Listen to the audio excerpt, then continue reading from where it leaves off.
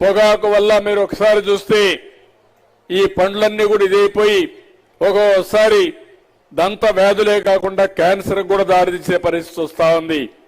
ఇవన్నీ కూడా నేను ఆలోచించేది మనలో ఒక మార్పు రావాలి, ఆరోగ్యంగా మనం ఉండాలి, మన పరిసరాలను ఆరోగ్యంగా పెట్టుకోవాలి.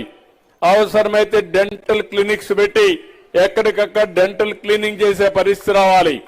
ఎక్కడికక్కడ ఐ టెస్టింగ్ చేసి ఎక్కడన్నా కంటి చూపు గాని తక్కువ ఉంటే దాన్ని కరెక్ట్ చేసే పరిస్థితి రావాలి. ఇవన్నీ చేయడం కోసం కుప్పం హాస్పిటల్ బాగా చేస్తాం, సూపర్ స్పెషాలిటీగా చేస్తాం, ఉండే హాస్పిటల్ ఉపయోగిస్తాం. అందరి ఆరోగ్యాన్ని కాపాడే విధంగా ఈ ప్రభుత్వం పనిచేస్తుందని చెప్పి కూడా నేను మీకు తెలియజేస్తున్నా. దీనికి బిహేవియరల్ చేంజ్ కింద పిల్లలందరినీ కానీ తయారు చేస్తే వాళ్ళు కూడా అలవాటు పెంచుకుంటారు. ఇంట్లో ఉండే పెద్దవాళ్ళకు కూడా ఎడ్యుకేట్ చేస్తారు.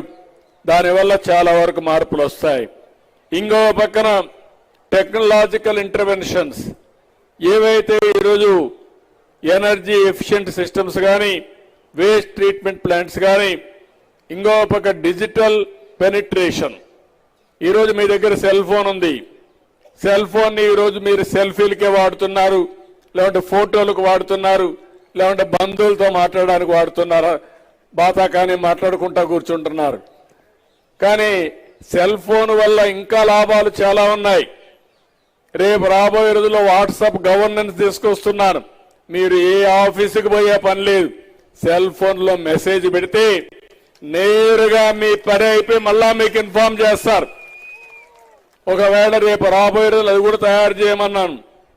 మీరు ఒకవేళ కానీ టైప్ చేయడం తెలియకపోతే మీరు మీ భాషలో మీరు మాట్లాడితే ఆర్టిఫిషియల్ ఇంటెలిజెన్స్ ద్వారా అది కన్వర్ట్ చేసి ఆ స్క్రిప్ట్ కూడా తయారు చేసి మీ సమస్య అదే రికార్డ్ చేసి మళ్ళా సమాధానం మీకు నచ్చిన భాషలోనే పంపించే పరిస్థితి వస్తుంది. వాయిస్ లో కావాలంటే వాయిస్ లో పంపిస్తుంది, టెక్స్ట్ లో కావాలంటే టెక్స్ట్ లో వస్తుంది. అలాంటివి కూడా వచ్చే అవకాశం ఉంటుంది. 150 సేవలు తొందరలోనే వాట్సాప్ గవర్నెన్స్ లో తీసుకొస్తా. మీరు ఎక్కడికి పోవాల్సిన పని లేదు, ఇంట్లో కూర్చొని దర్జాగా మెసేజ్ పెడితే నీ పని చేసేసి మళ్ళా చెప్పే విధంగా పనులు పెడతాం. రేపే నేను ఇనాగరేట్ చేస్తున్నాను. జననాయకుడిని ఒక పోర్టల్ పెట్టాను, ఒక 18 మంది ఆఫీసు పెట్టాను.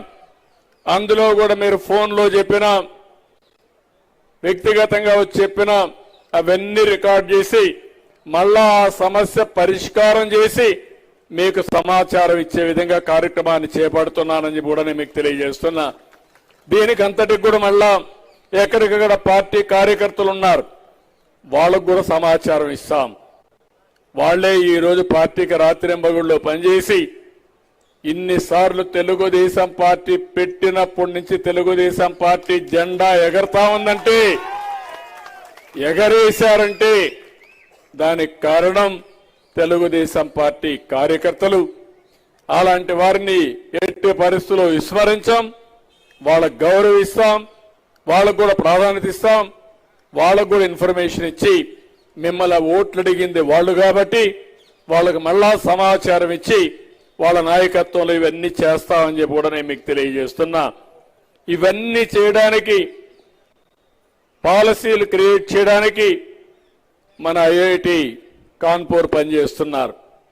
డిజిటల్ ట్రాన్సాక్షన్స్ ఎట్టుండాలి, లేకుంటే సస్టైనబుల్ మోడల్స్ ఏ విధంగా క్రియేట్ చేయాలి, ఇంకో ఒక బిల్డింగ్ నామ్స్ ఎట్టుండాలి, ఇలాంటి అనేక విషయాల్లో ముందుకొచ్చారు. వారిని నిజంగానే మీ అందరి తరపున నేను అభినందిస్తున్నాను.